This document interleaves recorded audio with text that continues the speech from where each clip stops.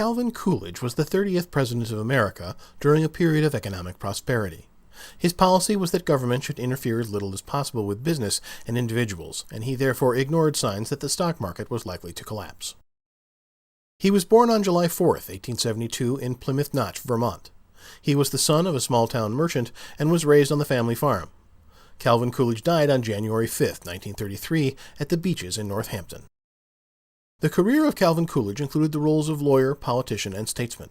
He received a good education at Amherst College, where he gained a reputation for his public speaking skills. He became the 30th President of America in 1923 and served for 6 years until 1929. Calvin Coolidge married Grace Anna Goodhue on October 4, 1905. Grace Coolidge was a close friend of Helen Keller, the American author and political activist who was deaf and blind. Calvin Coolidge and his wife had 2 children. Their names were John and Calvin. The family spoke in sign language when they did not wish to be overheard. Calvin Coolidge belonged to the Republican political party. He was 51 years old when he was inaugurated as the 30th president. Inauguration is a president's swearing-in ceremony. Calvin Coolidge was sworn into office by his own father, who was a justice of the peace. He used the media well as the most photographed person on earth. Charles Gates Dawes stood as the vice president. Calvin Coolidge stood at 5 feet 10 inches tall and was slightly built. He had small, deeply set blue eyes and thin, pursed lips. His red hair turned sandy as he aged. He was a man of simple tastes and known to be frugal and stoic. His nickname was Silent Cal, due to his reputation for not saying much. He even refused to use the telephone while he was in office. Coolidge's policies were aggressively pro-business. Coolidge secured reductions in taxes for wealthy Americans, referred to as the Coolidge Prosperity.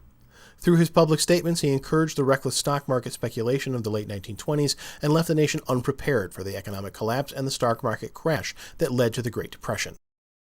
During his lifetime, he played a key role in major events of the era.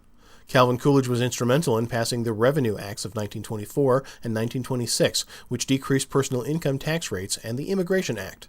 The Kellogg-Briand Pact renounced war as a solution to resolving international differences. During his presidency, Charles Lindbergh made the historic transatlantic flight in his monoplane, the Spirit of St. Louis.